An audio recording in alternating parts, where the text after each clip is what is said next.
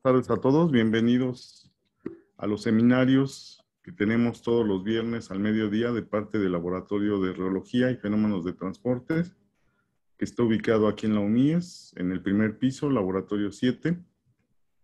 En esta ocasión le voy a pedir al doctor Edson Emilio Herrera Valencia, quien es asesor de la alumna Estefanía Nava Rivera, que haga la presentación. Y bienvenidos. Adelante, Edson. Hola, buenas tardes a todos. No sé si me escuchan. ¿Sí me escuchan? Sí. Sí. Perfecto. Bueno, entonces, primero que nada quiero dar la bienvenida a todos. Este es un espacio que el doctor Fausto peleó muchísimo por él y gracias a él lo tenemos. Es los seminarios del Grupo de Reología y Fenómenos de Transporte. Esta es una serie de trabajos que estamos realizando con varios tesistas en el LTP. Algunos están trabajando con diferentes ecuaciones constitutivas y hoy tengo el gusto de presentar a una de mis mejores alumnas que fue alumna mía en transferencia de masa y nos va a presentar un esquema general de lo que es ahorita su LTP, lo que ha estado trabajando y que le va a servir mucho a sus compañeros porque está presentando un trabajo que es general de aplicación de una transformada integral, en este caso la de Fourier, para describir la función de transferencia de un sistema que incluye el gradiente de presión y el flujo, pero también puede ser un campo eléctrico con diferentes ecuaciones constitutivas lineales. Entonces, me da muchísimo gusto presentarla porque es una persona que yo aprecio muchísimo, como todos los estudiantes, y es una de mis mejores tesistas, estudiantes. Entonces, muchos de sus compañeros están trabajando con temas afines. Entonces es un proyecto que nosotros tenemos en el grupo de reología de fluidos complejos, pero en sistemas viscoelásticos lineales. Entonces le damos la bienvenida a Estefanía. Como dicen aquí en Canadá, el piso es tuyo, Estefanía, y muchísimas gracias por darnos esta plática. Y adelante, recuerda, hay que exponernos para avanzar. Entonces, adelante, por favor. Gracias, profesor Edson. Buenos días a todos, compañeros y profesorado. Como mencionó el profesor Edson Emilio, yo les voy a hablar sobre la aplicación de transformada de Fourier a la descripción de fluido viscoelástico, fluido que fluye a través de una geometría cilíndrica. Yo soy su servidora, Nava Rivera Estefanía, y mi asesor es el doctor Edson Emilio. Esta investigación se hizo también gracias al apoyo del programa PAPIT UNAM. A mi extrema derecha podemos observar lo que es un coágulo sanguíneo. Es una aglomeración de células muertas que pueden ocasionar ya sea trombosis, paro cardíacos y serios problemas para la salud. Y pueden estar representadas en un modelo matemáticamente como un cilindro, en un cilindro capilar o en un cilindro de tubos concéntricos.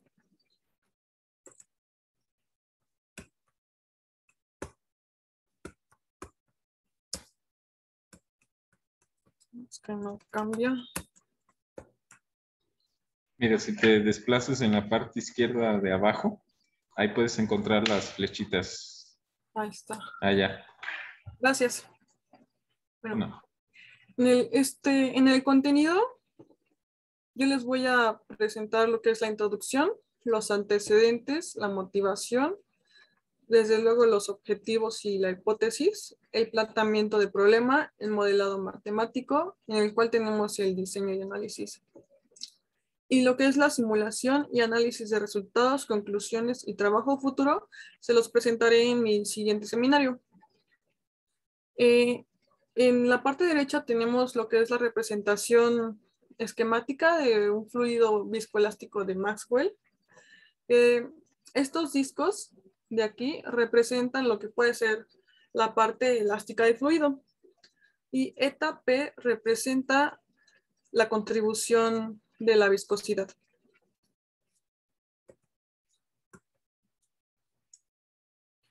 Ok. Para conocer lo que es esta investigación, necesitamos saber lo que es la permeabilidad, que es la resistencia del medio que brinda la geometría para que un líquido sea deformado continua e irreversiblemente.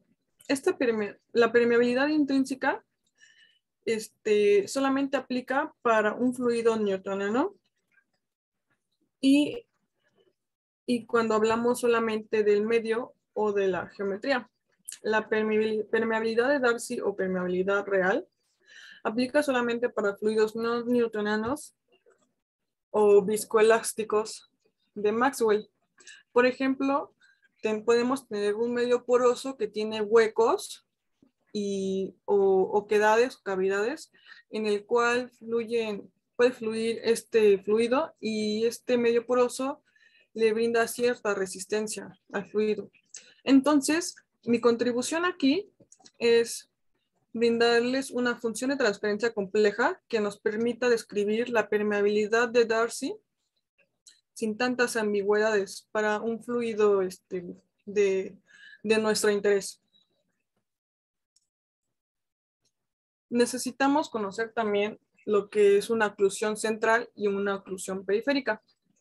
Una oclusión central se da, por ejemplo, cuando tenemos alto colesterol en la sangre. Eso hace que los minerales que contiene nuestra sangre se empiecen a incrustar en las paredes de nuestras venas. Y también puede ser aplicado o se conoce también en las incrustaciones de los intercambiadores de calor de tubos y coraza.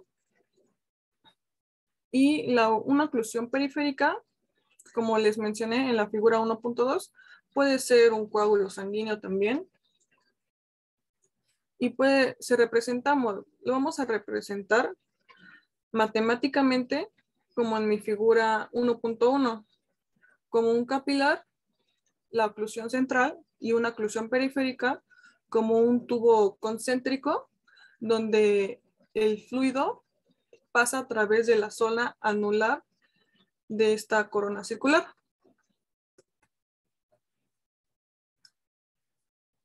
Aquí vemos más esquemáticamente lo que es nuestro modelado.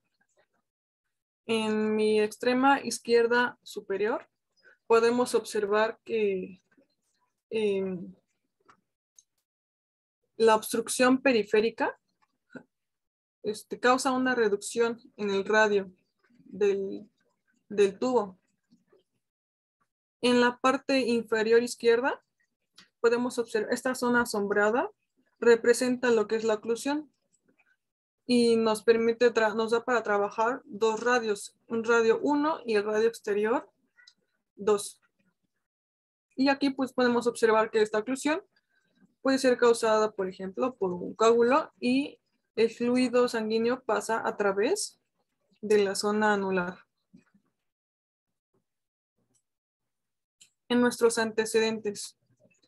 Este artículo, Controlling Viscoelastic Flow by Tuning Frequency During Occlusions, me pareció muy interesante y forma las bases, parte de las bases de lo que es mi investigación, ya que habla de la permeabilidad dinámica, cómo se comporta en las oclusiones periféricas y centrales.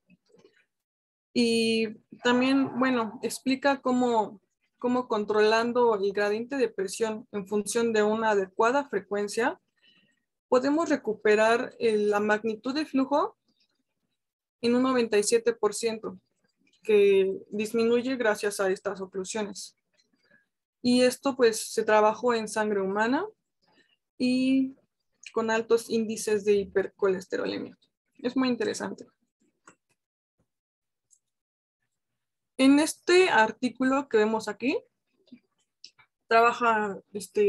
empieza igual por la permeabilidad, solo que ahora lo trabaja con geometrías cilíndricas y rectangulares. También lo aplica en sangre humana. En el artículo de abajo, lo aplica a venas elásticas e inelásticas, ya que estas nos causan una variación en el radio de nuestro sistema. En este artículo de arriba, también lo aplica, pero lo muestra en un modelo 2D, las venas elásticas e inelásticas.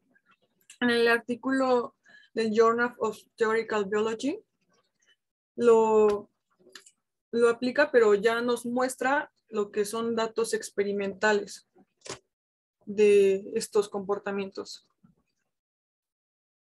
Bueno, En nuestra motivación,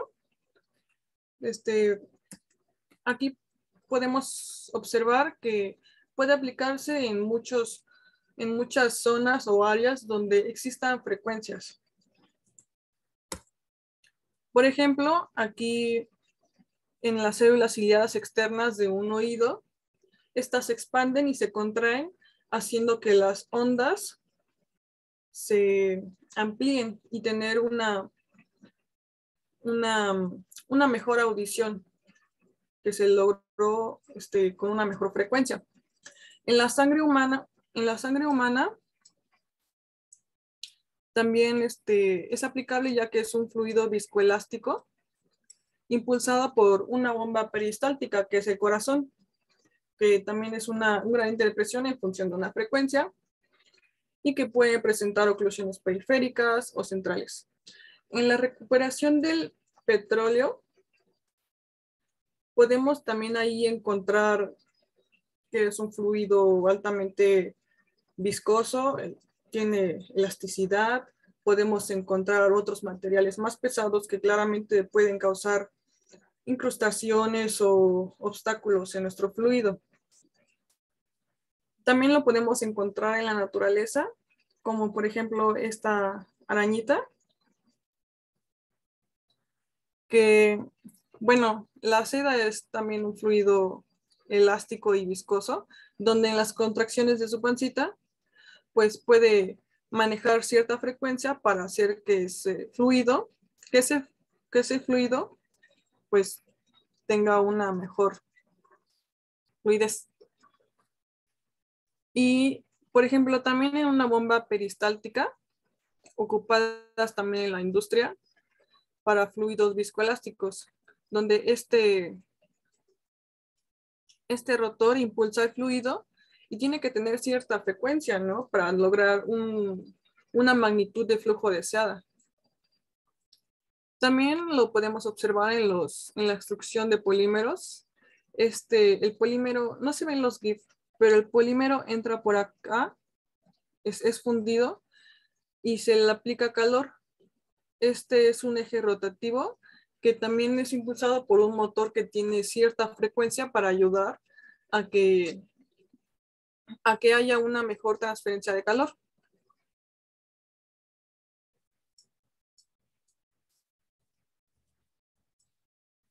Bueno, en el marco teórico, para conocer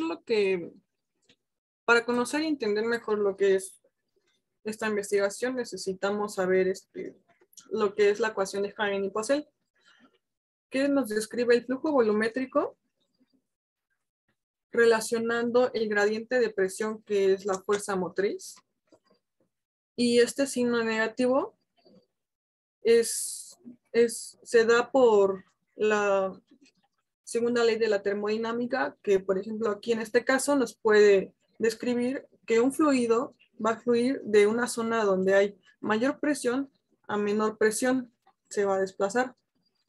Y también nos relaciona lo que es el área y el fluido entre la viscosidad. La velocidad promedio la necesitamos también para calcular la velocidad intrínseca. Aquí la velocidad promedio es el flujo entre el área, igual tiene que estar relacionado con el gradiente de presión, y en la velocidad intrínseca nos relaciona lo que es la fuerza del gradiente de presión, que nos deforma el fluido continuo irreversiblemente, y esta K intrínseca representa lo que es la permeabilidad. Esta permeabilidad solo aplica, como mencioné, al medio, a la geometría, y está dividida entre la viscosidad. Tiene unidades de área al cuadrado, que es la K, y también nos relaciona lo que es la porosidad, que es epsilon 0.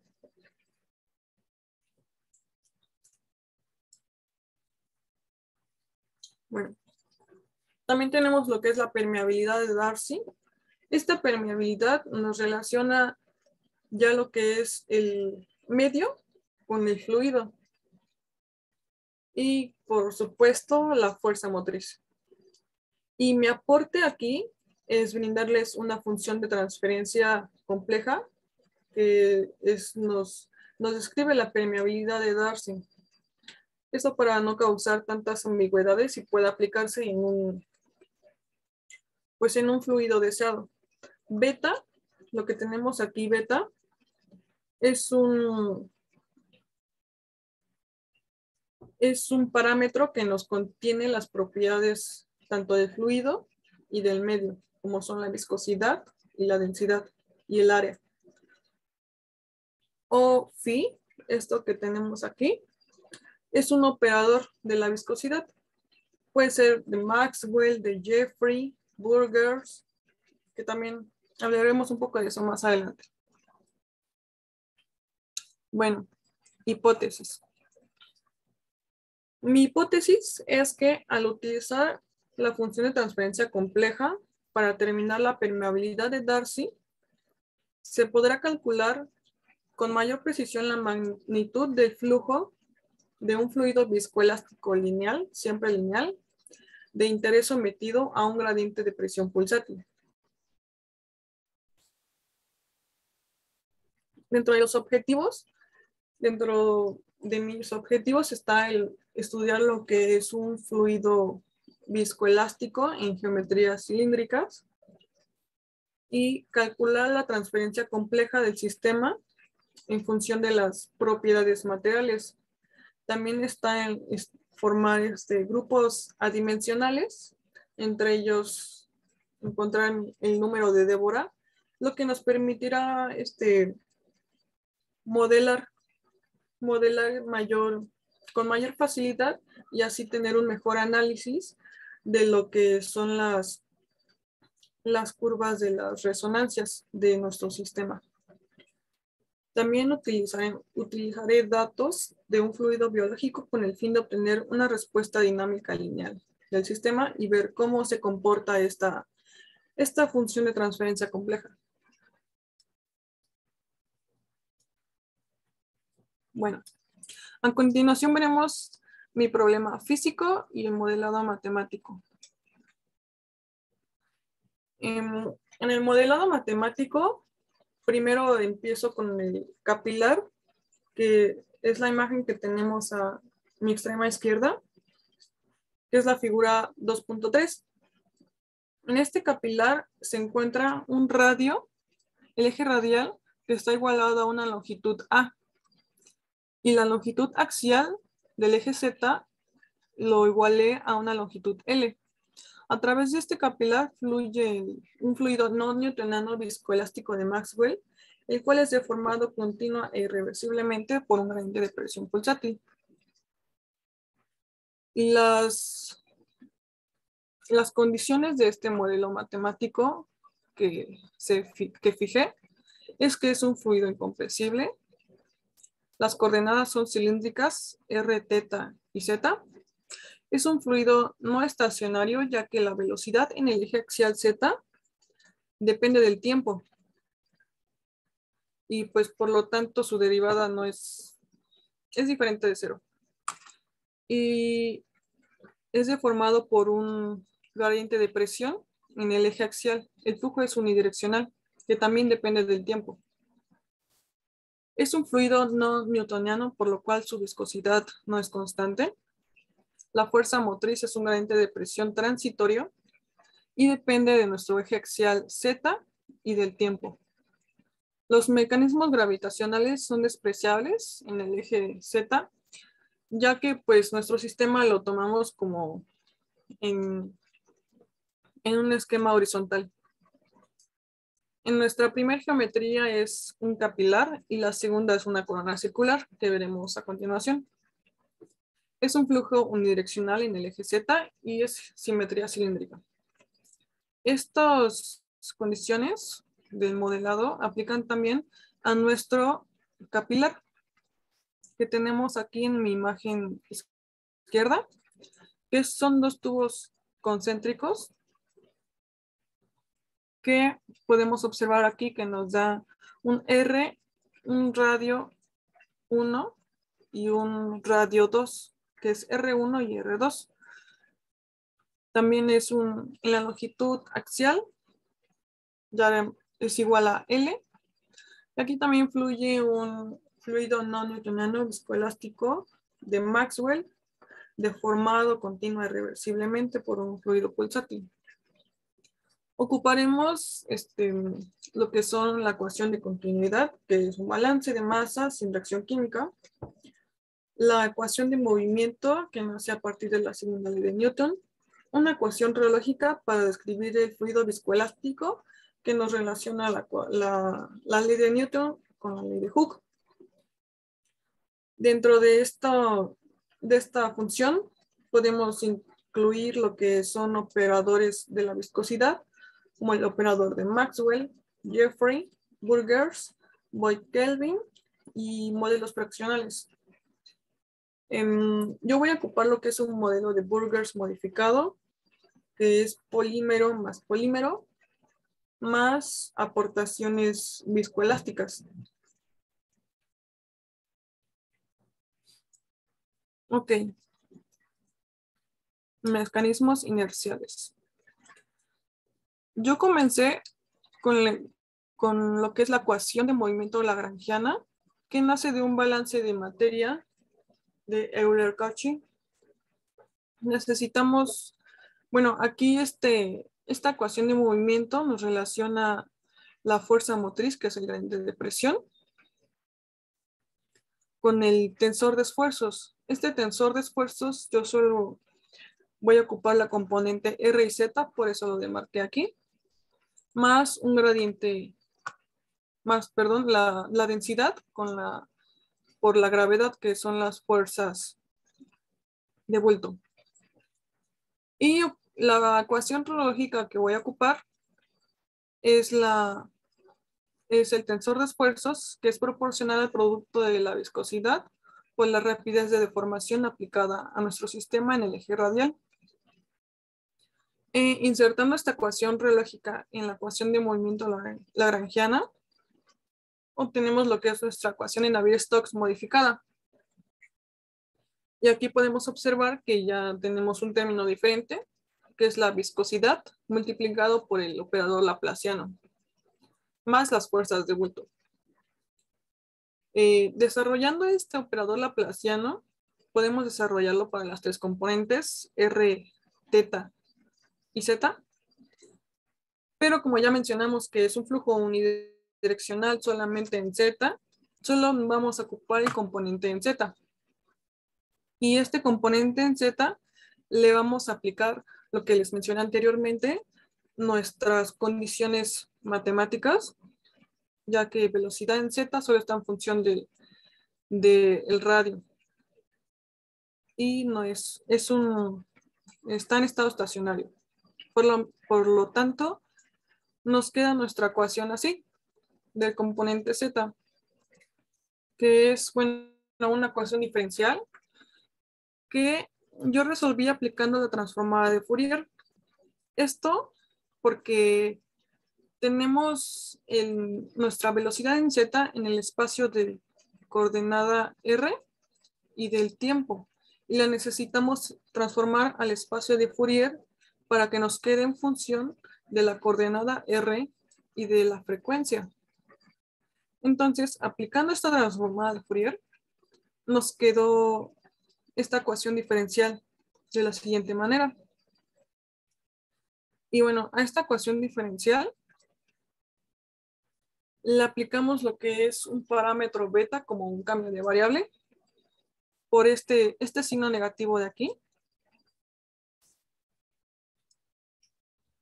Es por el cual existe este I cúbica, que es lo mismo, no modifica nada, solo lo expresa de una manera diferente porque necesitamos llegar a lo que es una ecuación de Bessel.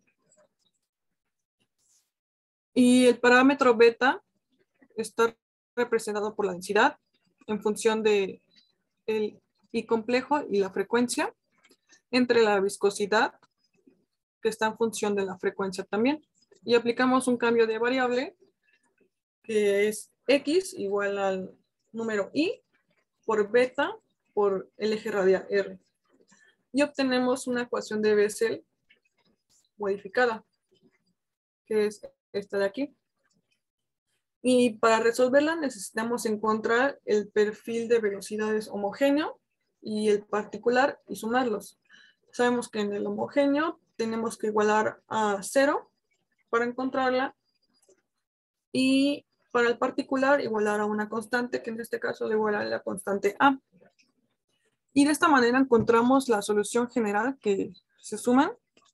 Y en la solución general tenemos que es la velocidad en función del radio y la frecuencia, que consta de dos constantes, constante 1 y constante 2, donde I0 es una función de Bessel de primera generación de orden 0 y K0 es una función de Bessel de segunda generación de orden 0. Ambas están en función del parámetro beta por el eje radial. Más la solución particular, que incluye la fuerza motriz en función de una frecuencia entre el parámetro beta y la viscosidad. Ok, a continuación aplicaremos esto en lo que es nuestro modelo de capilar.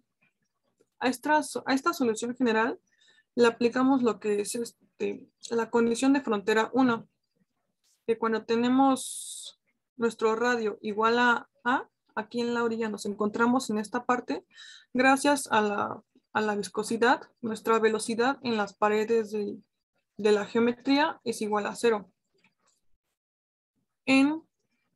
Cuando nos encontramos en el centro de tubo en un eje radial igual a 0, nuestra velocidad es máxima, porque ahí no tiene tanta fricción con las paredes. Aplicando estas condiciones de frontera a esta solución general, podemos encontrar el perfil particular de velocidades, que pues aquí nos relaciona la fuerza motriz, la viscosidad y esta parte que es lo de la función de Bessel. Ahora, para encontrar el flujo volumétrico, lo que hice fue sustituir el perfil de velocidades en una integral de superficie de 0 a 2pi y de 0 a A. Esto porque pues se parece más a una geometría cilíndrica, pues para acoplarlo. Y encontré que el flujo volumétrico en función de la frecuencia es igual a pi por a la cuarta entre 8 eta 0. Esto es parte de la parte no elástica newtoniana, que está multiplicado por una función de transferencia compleja y por la fuerza motriz. Esta función de transferencia compleja contiene la parte viscoelástica del fluido, su comportamiento, y está representada de esta manera. Contiene la viscosidad en función de la frecuencia y las funciones de Bessel que describen a beta, que es el parámetro que también contiene información de nuestro fluido. Ahora, aplicándolo para nuestro modelo del capilar, de la corona circular, aplicamos nuestras condiciones de frontera a la solución general y tenemos nuestra condición de frontera 1 cuando nos encontramos en el eje radial. En esta parte, en R igual a 1, la velocidad es 0 por la fricción. Y en R igual a R2, que es el radio exterior, la velocidad también es igual a 0.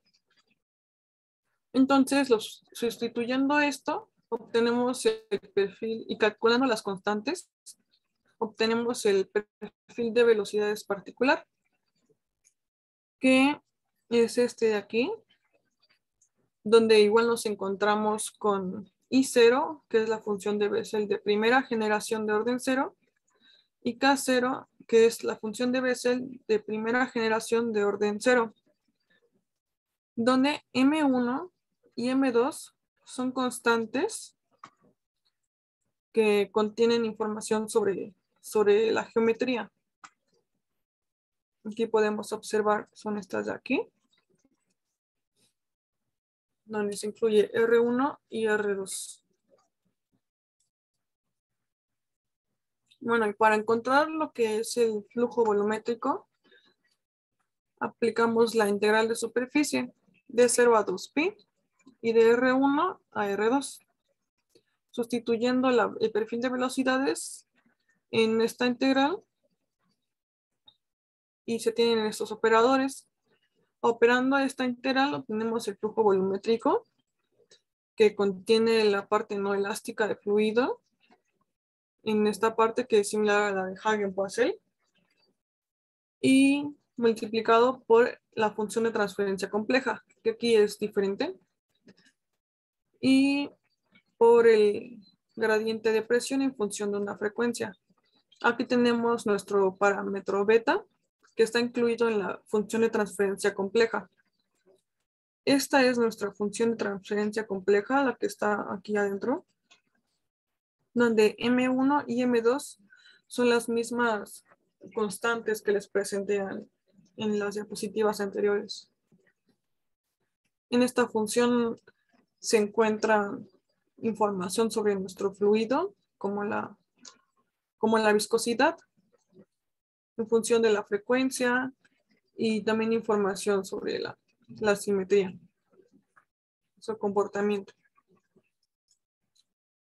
Bueno, como conclusiones de mis avances, tenemos una función de transferencia completa para un capilar y para la geometría de tubos concéntricos, que nos permiten, pues, describir mejor esta permeabilidad de Darcy.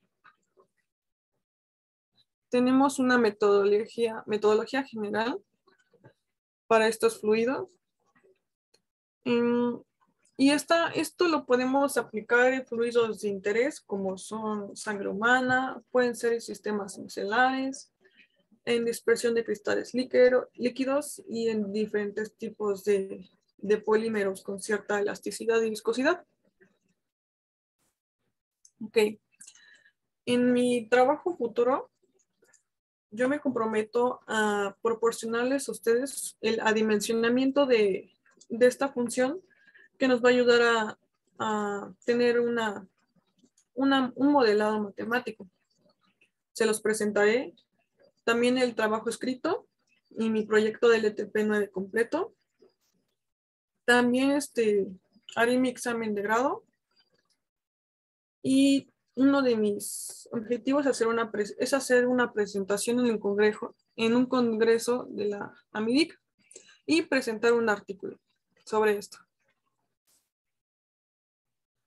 Sobre las predicciones también está introducir el operador viscoelástico de Burgers modificado, que nos incluye o nos aporta una parte viscoelástica más polímero con polímero.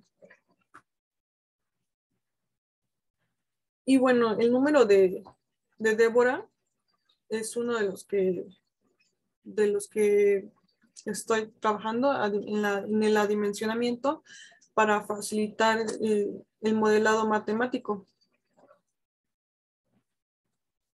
Este número de Débora nos relaciona lo que es el tiempo de relajación de fluido entre el tiempo inercial. Y para esto es algo de que yo les presentaré en un futuro. Es la programación de, por ejemplo, aquí puede ser en esta gráfica que está graficado la transferencia de flujo con las frecuencias, para ver cómo se comporta nuestra magnitud del flujo. Entra una variable y sale la variable del flujo volumétrico. Y bueno, estas son mis referencias bibliográficas. Y yo les quiero agradecer mucho a ustedes por su atención. Esto sería todo de mi parte y si tienen algunas preguntas, adelante. Muchas gracias. Gracias, Estefanía, por la presentación. Y bueno, vamos a pasar a la sección de preguntas. También pueden mandar sus comentarios o sus críticas de la presentación. Lo pueden hacer mediante el chat o levantando la mano mediante el audio. Yo quiero preguntar. Entonces, adelante, doctor Edson. Sí, primero que nada, Estefanía, darte las gracias, excelente presentación, algunos detalles, pero es importante, realmente lo que hizo el doctor Fausto de traer estos seminarios, cada vez que los presenta y cada vez que pasan los estudiantes, se ve, digamos, el temple, los nervios, y es como se está preparando a cualquier estudiante en cualquier grupo, pero eso fue un hecho que trajo el doctor Fausto que le agradezco muchísimo, ¿no? Y obviamente a los organizadores, pero básicamente él tuvo esta idea. Y es muy sano reconocer eso, que sin su aporte no se podría tener este avance con los estudiantes. Yo soy muy complacido por la cuestión de que este es un tema bastante pesado, bastante difícil, porque no se ven este tipo de modelos en la carrera. Nada de lo que estás hablando se ve en la carrera. Entonces, obviamente que hay muchas cuestiones de física, de matemáticas, de física matemática, que obviamente los estudiantes no tienen todavía la madurez para hablar de esas cuestiones. Por eso te quería hacer varias preguntitas, rápido, nada más corregir algunos detalles. Por ejemplo, ¿a qué te refieres en la... Si puedes poner la diapositiva donde estás hablando de los preliminares, que sería una de las primeras, donde defines la permeabilidad intrínseca, permeabilidad, ¿qué? De Darcy, todo eso, simplemente porque esa parte no me quedó muy clara o no la entendí muy bien, sobre todo esta parte. Entonces, ok, ahí, en esta, perfecto. La permeabilidad, ¿cómo la defines? O sea, eso, obviamente que estos artículos los sacamos de lo que tú estuviste leyendo de Del Río, de todos los que estuvimos estudiando en el grupo, con todos nuestros estudiantes. Pero, ¿qué es la permeabilidad en general? Bueno, la permeabilidad es una medida de la resistencia al flujo para fluir. Esto nos puede... Pero ¿quién presenta esa resistencia? ¿El medio o el fluido? Esto está representado por la geometría del medio en las paredes. Entonces, o sea, sí, en las paredes tenemos lo que es nos brinda una resistencia por la fricción. Ok, o sea, entonces tienes el fluido y el fluido va a permear, o sea, va a entrar sobre el medio. El medio es una geometría, puede ser un medio poroso, que tiene oquedades, huecos, todo eso, y el fluido permea sobre ese medio y este medio presenta una cierta resistencia, ¿de acuerdo? ¿Es lo que entiendo? Sí, exactamente. Okay. Esta resistencia también está dada por el tipo de viscosidad que puede presentar el fluido.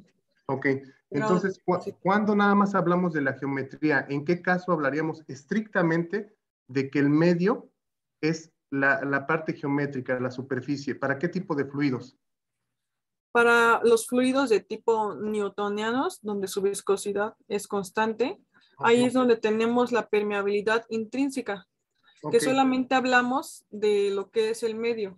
Ok, perfecto. La pura geometría, no están incluidas las propiedades. Ahora imagínate que yo te cambio un medio o un fluido que tiene una componente viscosa disipativa y una componente elástica, es decir, es un resortito acoplado como el modelo de Maxwell. ¿Se puede hablar de una permeabilidad intrínseca o ahí cómo se menciona eso? No, cuando hablamos de un fluido no newtoniano, o sea que su viscosidad está variando constantemente, ahí es necesario hablar de una permeabilidad real o de Darcy, ya que en esta permeabilidad nos incluye lo que es las propiedades del medio geométrico y las propiedades de nuestro fluido. Ah, ok. Entonces, eso es, o sea, imagínate, tienes varios fluidos y tienes que decir, este es real, esta es intrínseca, este es de Darcy. Entonces, ¿cuál es la propuesta que tú estás haciendo para evitar todas esas confusiones de lenguaje que yo las tuve? Ajá. Para esta yo propongo una función de transferencia compleja que esta nos permite describirme de una manera más clara un fluido, ya sea tenga partes no newtonianas o newtonianas, puede ser viscoelástico o no tanto, Ujú. y esto nos describe más claro la permeabilidad real del Ok, fluido. perfecto. Entonces esa es la propuesta. ¿Puedes poner alguna de las ecuaciones donde tiene las funciones de Bessel, por favor? De Sí, Bessel. Ujú. Ahí está. Ujú. Ujú. Ok, ahí está. Ujú. Sí. Ujú. Ahí, en esas. Fíjate bien, I0 y K0 está bien que las menciones como de primera generación y segunda generación, pero en lo que yo sé de funciones especiales, se llama funciones de Bessel modificadas, porque como son complejas, son modificadas. Las funciones de Bessel normales son funciones de Bessel de primera y segunda especie, pero cuando son complejas, que es en tu caso, ahí lo estás viendo en la I cúbica, se dicen funciones de Bessel modificadas de primera y segunda especie, modificadas de primera y segunda especie de orden cero. Y está correcto lo que pusiste ahí. Ahí, en la ρ que tienes ahí en el parámetro beta, es ahí que está en el numerador acompañada con la frecuencia, en el parámetro beta, ahí, la ρ por i omega, esa ahí no va, esa ahí no va, esa ahí hay que desaparecerla y solamente es la frecuencia, ¿de acuerdo? ok, Ok, esa ahí es un errorcito. Y otra de las cuestiones, ese operador, o sea, ¿por qué hablas de un operador? ¿Qué significa ese operador? O sea, mencionas que hay un operador viscosidad. ¿Cuál es el beneficio de meter ese operador ahí? bueno, el beneficio de meter este operador es que podemos manejar distintos tipos de fluido, Ok. que Ujú. puede ser un fluido polímero con polímero, un fluido de Burgers. Maxwell, de Ujú, Burger, Maxwell. Jeffrey. ajá, de Jeffrey. Ok. Entonces, esa es la ventaja de meter este operador en el parámetro, que nos Ujú, permite pues facilitar más ujú. que se adapte esta función al tipo de fluido que necesitamos aplicar en nuestro sistema. Ahora, estos tipos de fluidos que estamos manejando aquí, por lo menos en el grupo y todo eso, son fluidos Boy-Kelvin. Boy-Kelvin, no sé si ahorita Luis Antonio me ayuda con esa cuestión, pero creo son de la familia de modelos mecánicos tipo Boy-Kelvin. Este, Es correcto. sí, Boy-Kelvin, ¿verdad? Boy-Kelvin, que tiene que ver con una estructura diferente mecánica, es decir, ahí lo que tenemos es que las, eh, las deformaciones son iguales en cada elemento. Entonces, eso hay que aclararlo muy bien y todo. Y bueno, en general yo vi una presentación bastante sobria, bien manejado. Yo creo que un poco más rápido algunos conceptos. Y es importante que dejemos al lector bien claro lo que vamos a hacer, bien claro. Ahora, esto para mí es un tema muy importante porque queremos sacar varias investigaciones de esto. Yo vi varias cosas que se pueden utilizar para catéteres, se pueden utilizar para reproducir huellas que le llaman aquí del fluido a través de este tipo de sistemas. O sea, con las resonancias que vas a calcular tú y que van a calcular varios de tus compañeros. Esto digamos, es algo que a mí me interesa muchísimo. Pues mira, yo no me resta más que felicitarte por simplemente, más allá de cualquier cuestión técnica que se ve que empiezas a manejarlo, es acostumbrarse a esta presión que me decías. Este, es algo que los alumnos se tienen que acostumbrar porque es una manera de defender sus trabajos y sobre todo es maravilloso verlos cómo se exponen. Jamás lo van a hacer incorrecto si se exponen. Así que yo te felicito, estoy muy contento, muy orgulloso y qué bueno, ¿eh? Qué bueno, lo hiciste muy bien. Ahí Gracias. vas. Muy bien, gracias. Por mi parte es todo, muchas gracias. Ok, gracias al doctor Edson por sus pertinentes preguntas. ¿Y alguien más que quiera participar? Luis. Sí, doctor, quisiera hacer un par de preguntas y observaciones. Adicionalmente a lo que te dice el profesor Emilio Herrera, bueno, pues hay que controlar los nervios, ese es el consejo primordial. Y segundo, vamos a empezar con las observaciones. ¿Podrías cambiar a la diapositiva del balance, de los balances, por favor? ¿Está? Exactamente, sí. La primera pregunta, ¿cómo pasaste de la ecuación de movimiento en forma lagrangiana a la ecuación de Navier-Stokes modificada? ¿Qué fue lo que hiciste en este paso? Bueno, aquí lo que hice fue sustituir esta ecuación reológica del tensor de esfuerzos. La sustituí aquí en la ecuación de movimiento lagrangiana. Operé el gradiente, ¿cómo se llama? Divergencia, ¿no? La divergencia, perdón. Operé la divergencia aplicándola a este producto de aquí y nos queda el operador laplaciano. Sí, exactamente. Muy Es bien. como, son propiedades de la divergencia. Sí, así es. Nada más una pequeña observación. Ahí estás poniendo divergencia de un escalar, ¿no? Es sigma RZ es un escalar. Esa operación no está definida. Nada más es ahí cuestión de poner el tensor de esfuerzos, el viscoelástico, nada más. Nada más hay que tener cuidado con eso. Y ¿por qué el operador viscosidad sale de la divergencia? Mm. Bueno, aquí sale de la divergencia porque primeramente tenemos lo que es la velocidad en función de z. Entonces, aquí tenemos suponemos que esta viscosidad es constante. Exactamente. De hecho, por eso sale de la divergencia, pero es constante, como que se contradice. Hay que decir, es constante en el espacio. Es una viscosidad isotrópica, ¿ok?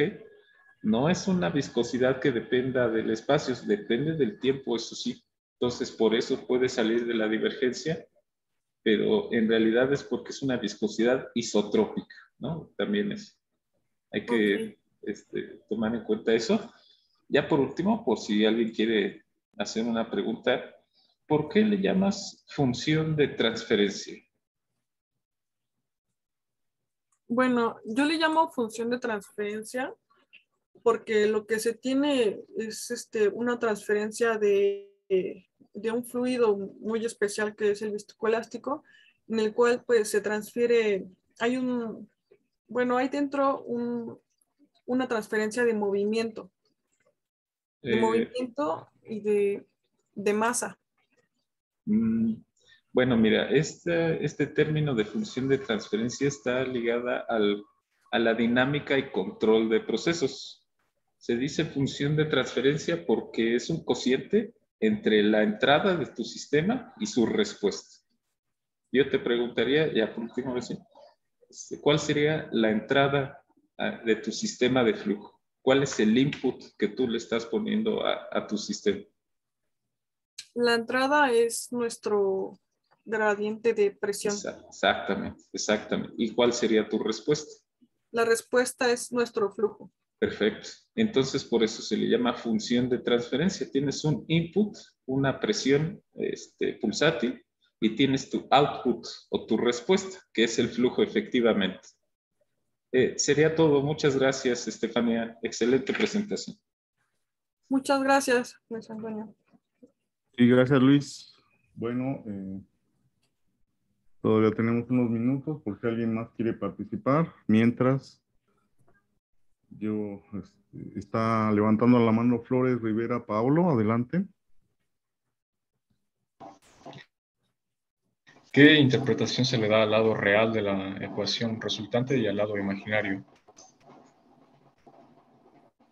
Digamos, por ejemplo, en ingeniería eléctrica veíamos que el lado real significaba la energía que se podía usar y el imaginario la que se transformaba, que como equivalencia podría tener en estas ecuaciones.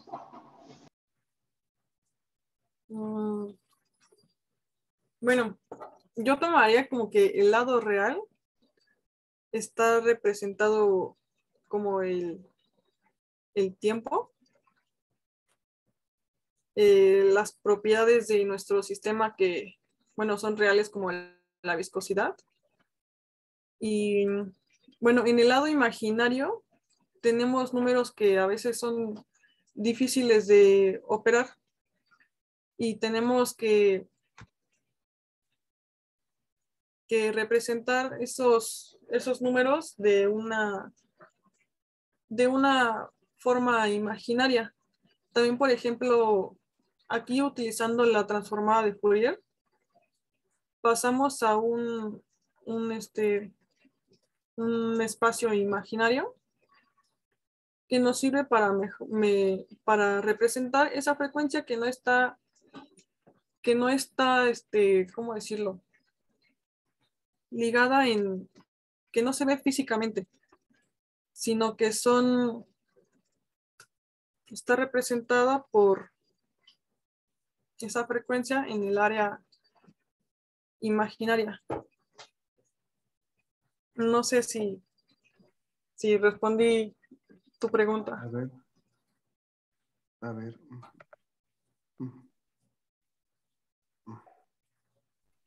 ¿Son? Perdón, ¿puedo participar para Sí. contribuir? Adelante. Tu compañero, Paulo, es excelentísima, ¿eh? O sea, yo no había pensado desde el punto de vista físico qué representa la parte real de la función de transferencia y la parte imaginaria. La función de transferencia no es otra cosa que una generalización de la fluidez, Entonces, cuando nosotros estamos, en el caso más simple, sin inercia, ahí lo que tenemos es la fluidez, que básicamente es el inverso de la viscosidad. Y cuando nosotros tenemos la parte real y la parte imaginaria, están asociadas a los módulos viscosos y los módulos elásticos del material. Entonces, la parte real tendría que ver con G' y la parte imaginaria con Gb'. Está asociado a la viscoelasticidad del material, suponiendo que estamos a parámetros beta muy pequeños, a frecuencias pequeñas, pero casi siempre la parte imaginaria en un sistema de estos lineales está asociada a la parte disipativa, a la viscosidad, más o menos, y la parte real a la parte de almacenamiento, a la parte elástica. Pero obviamente aquí tenemos un fluido viscoelástico. Entonces eso me parece excelente esa pregunta, pero sí quería comentarla y excelente. Muchísimas gracias a Paulo. Y bueno, más o menos sería esa la respuesta, porque te está hablando de la función de transferencia. ¿Dónde está tu función de transferencia? La del capilar, Estefanía. ¿En qué diapositiva? En esa. Esa función es compleja, entonces tiene una parte real y una parte imaginaria. Y por cierto, ahí hay un gamma y hay un beta, entonces es beta ahí. Entonces, esa función de transferencia tiene una parte real y tiene una parte imaginaria. En el caso de que la beta sea muy pequeña, pues es otra cosa que la fluidez. Entonces, ahí tienes una complicación porque tienes un efecto viscoelástico y aparte la inercia. Entonces, pero está muy bien la pregunta. Muchas gracias. Nada más, es el único comentario. Sí, Gracias, como dice el profesor. doctor Edson, en estos modelos viscoelásticos y haciendo la analogía con la parte eléctrica, bueno, aquí en la parte viscoelástica, como dijo el doctor Edson, la parte imaginaria está asociada, vamos a verlo así, a la energía que se disipa o que se pierde, y la parte real está asociada a la energía que se almacena, a la parte elástica, y la imaginaria a la parte viscosa. Eso sería cómo se vería aquí en los modelos viscoelásticos, esas dos partes, la real y la imaginaria. Bueno, finalmente me gustaría hacerte una pregunta, Estefanía, para finalizar. Cuando pusiste tus gráficas, casi al final, creo que fue la penúltima diapositiva. No sé si las puedas.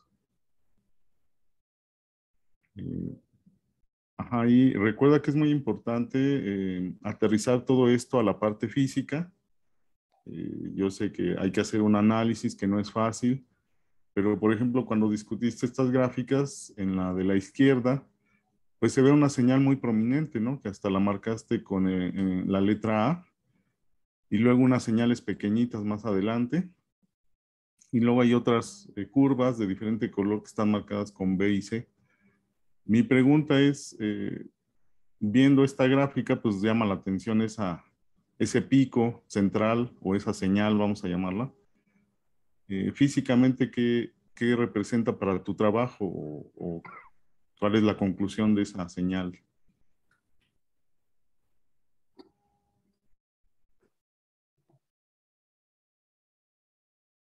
Está apagado tu micrófono, Estefan. Disculpen. El pico más alto en ambos gráficos representa un nivel donde se ha llevado al máximo la frecuencia para así lograr un aumento en la magnitud de nuestro flujo. Entonces, se lleva a un máximo y una frecuencia que debe ser adecuada, y a partir de estos picos, como podemos observar en la segunda gráfica, es donde empieza a restablecerse la frecuencia para tener un flujo más adecuado, una recuperación. Tienes Sí. que analizarlo bien porque la frecuencia está bien marcada en el eje de las X, o sea, no es un máximo en la frecuencia, es una frecuencia a la cual se da ese fenómeno. El máximo se está viendo en el flujo o en la función de transferencia, como dice ahí, función de transferencia de flujo. Entonces lo tienes que interpretar en esos términos, ¿no? Es una frecuencia específica a la cual se da un máximo en la función de transferencia de flujo. Entonces, hay que revisarlo, hay que analizarlo y ver cómo lo interpretas en términos de tu sistema. ¿Ok? Ok. Muchas gracias, doctor Fausto. Bueno, pues dado que ya nos pasamos un poquito del tiempo, les agradecemos su presencia a este seminario. Les repito, felicito a los organizadores, el maestro Luis, el doctor Edson, el doctor Luis Medina Torres y un servidor. También la maestra Dominga nos ha apoyado mucho. Y bueno, pues gracias a ustedes. Por ustedes se dan estos seminarios y los esperamos el próximo viernes en punto del mediodía. Que tengan buena tarde. Gracias. Muchas gracias a todos por sus comentarios y su participación. Gracias, Estefanía. Excelente. Gracias a todos. Saludos. Saludos, maestra. Bye. Hasta luego. Gracias a todos.